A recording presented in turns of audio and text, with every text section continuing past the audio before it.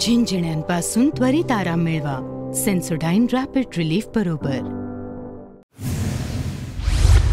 महायुती सरकारचे मुख्यमंत्री म्हणून देवेंद्र फडणवीस 5:30 वाजता शपथ घेणार. शपथविधीची जय्यत तयारी. पंतप्रधान मोदी, अमित शहा उपस्थित राहणार. शिंदे उपमुख्यमंत्री पदाची शपथ घेणार. शिंदेंच्या उपमुख्यमंत्री पदाबाबतचा सस्पेन्स संपला. आमदारांकडून शिंदेंची मनधरणी यशस्वी. शिंदे कुठेही नाराज नाहीत. ते उपमुख्यमंत्री पदाची शपथ घेणार आहेत. भाजप नेते गिरीश महाजन यांच्याकडून विश्वास व्यक्त. शपथविधी सोहळ्यासाठी केंद्रीय गृहमंत्री अमित शहा दुपारी मुंबईत येणार. शहांच्या उपस्थितीत आज महायुतीची बैठक होण्याची शक्यता. शिवसेनेची निमंत्रण पत्रिका जाहीर. शिंदे गटाच्या निमंत्रण पत्रिकेत एकनाथ शिंदेंचं नाव नाही. भाजपनंतर अजित पवार गटाकडूनही शपथविधीसाठी आमंत्रण पत्रिका. पत्रिकेचा रंगही गुलाबी. शपथविधीला येण्यासाठी पास म्हणून कार्यकर्त्यांना आमंत्रण पत्रिका दिली. महायुती सरकारमध्ये अजित पवार आज 6व्यांदा उपमुख्यमंत्री पदाची शपथ घेणार. अर्थ, जलसंपदा आणि ऊर्जा मंत्री म्हणून काम पाहण्याचा दादांकडे दांडगा अनुभव. गेली 5 वर्ष राज्यात धुमशान पाहायला मिळेल. अजित पवारांनी दिल्लीशी चांगलंच जुळवून घेतलं. दिल्लीने त्यांच्यावर जबाबदारी दिली आहे, राऊतांचं विधान. महायुती सरकारच्या शपथविधी सोहळ्यासाठी आझाद मैदानावर पोलिसांचा कडेकोट बंदोबस्त. 5 अतिरिक्त पोलीस आयुक्त, 15 पोलीस उपायुक्त आणि 29 सहाय्यक पोलीस आयुक्त तैनात. शपथविधी सोहळ्याच्या पार्श्वभूमीवर मुंबई वाहतूक पोलिसांकडून वाहनांवर निर्बंध. महापालिका मार्ग, महात्मा गांधी मार्ग आणि हजारीमल सोमाणी मार्गासह प्रमुख मार्गांवर वाहनांवर निर्बंध. आज महायुती सरकारच्या शपथविधीनंतर मंत्रालयात पहिली मंत्रिमंडळ बैठक होणार. शपथविधीनंतर महायुतीकडून मोठी घोषणा होण्याची शक्यता. आज फक्त मुख्यमंत्री आणि 2 उपमुख्यमंत्र्यांचा शपथविधी होणार. 11 डिसेंबरला इतर मंत्र्यांचा शपथविधी होण्याची शक्यता. आमदार भरत गोगावले यांची माहिती. 12 किंवा 13 तारखेला राज्य मंत्रिमंडळाचा विस्तार होणार. शपथविधीसाठी अजून कोणाला फोन आले नाहीत, तर 1 वाजेपर्यंत आमदारांना मंत्रिपदाच्या शपथविधीसाठी फोन येऊ शकतात, अशी शिरसाट यांनी दिली होती प्रतिक्रिया. आज मुख्यमंत्र्यांसह 2 उपमुख्यमंत्री शपथ घेतील. मात्र वरिष्ठांनी निर्णय घेतल्याने आणखी काहींचा शपथविधी होऊ शकतो. चंद्रशेखर बावनकुळे यांची माहिती.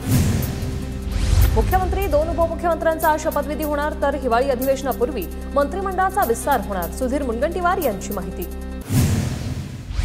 मुख्यमंत्री आणि 2 उपमुख्यमंत्र्यांचा शपथविधी. अजित पवार गटाचे आमदार अनिल पाटलांची माहिती. तर शपथविधीसाठी अद्याप इतर कोणत्याही नेत्यांना निरोप गेला नसल्याची सूत्रांची माहिती.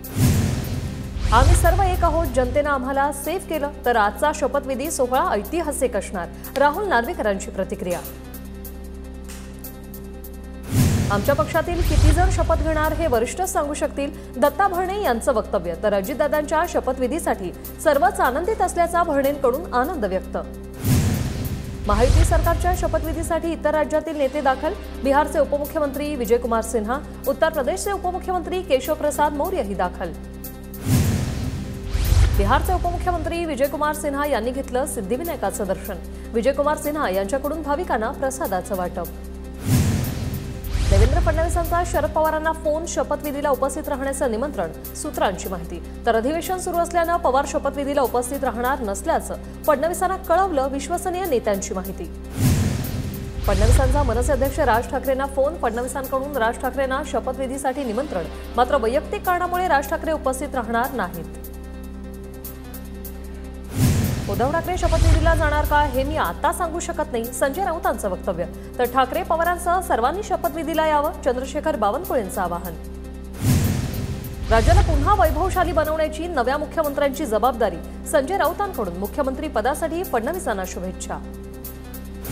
पुढील 5 वर्ष महायुती सरकार स्थिर राहणार. ध्रुव नावाचा आजचा आढळ योग. नाशिकच्या काळाराम मंदिराचे महंत सुधीरदास महाराजांची माहिती. सरकारच्या शपथविधी सोहळ्याला नाशिकचे साधू महंत हजेरी लावणार. डॉक्टर अनिकेत शास्त्री देशपांडेंनाही विशेष निमंत्रण. नव्या सरकारची आज संध्याकाळी पहिली कॅबिनेट असल्यानं मंत्रालयात फुलांची रांगोळी. कॅबिनेट बैठकीआधी मंत्रालयात तयारी सुरू. अजित पवारांच्या भेटीसाठी कार्यकर्त्यांची गर्दी. अजित पवार 6व्यांदा उपमुख्यमंत्री पदाची शपथ घेणार. भेटीसाठी कार्यकर्त्यांची मोठी गर्दी. राष्ट्रवादीचे नेते छगन भुजबळ अजित पवार यांच्या भेटीसाठी देवगिरी बंगल्यावर. अजितदादा आज 6व्यांदा उपमुख्यमंत्री पदाची शपथ घेणार. ठाण्यात एक है तो सेफ हेचे बॅनर झळकले. फडणवीसांच्या शपथविधीपूर्वी ठाणेकरांकडून बॅनरबाजी. नागपुरात आमदार प्रवीण दटकेंकडून बॅनरबाजी. तो पुन्हा आला. प्रवीण दटकेंकडून बॅनरबाजी करत फडणवीसांना शुभेच्छा. नागपूर मुंबई विमानाचं तिकीट महागलं. शपथविधी सोहळ्यासाठी मुंबईला जाणाऱ्यांची संख्या वाढल्याने तिकिटाचे दर 20,000पर्यंत पोहोचले. पुण्यातील भाजपचे कार्यकर्ते मुंबईच्या दिशेने रवाना. फडणवीसांच्या शपथविधीसाठी कार्यकर्ते मुंबईत येणार. अंबादास दानवे यांच्या विरोधात 10 कोटींचा अब्रू नुकसानीचा दावा. दानवेंनी बदनामी केल्याप्रकरणी आमदार विलास भुमरेंकडून नोटीस. विलास भुमरेंनी मारहाण केल्याचा अंबादास दानवेंचा आरोप. भाजप आमदार रणजितसिंह मोहिते पाटलांना पक्षातूनच विरोध.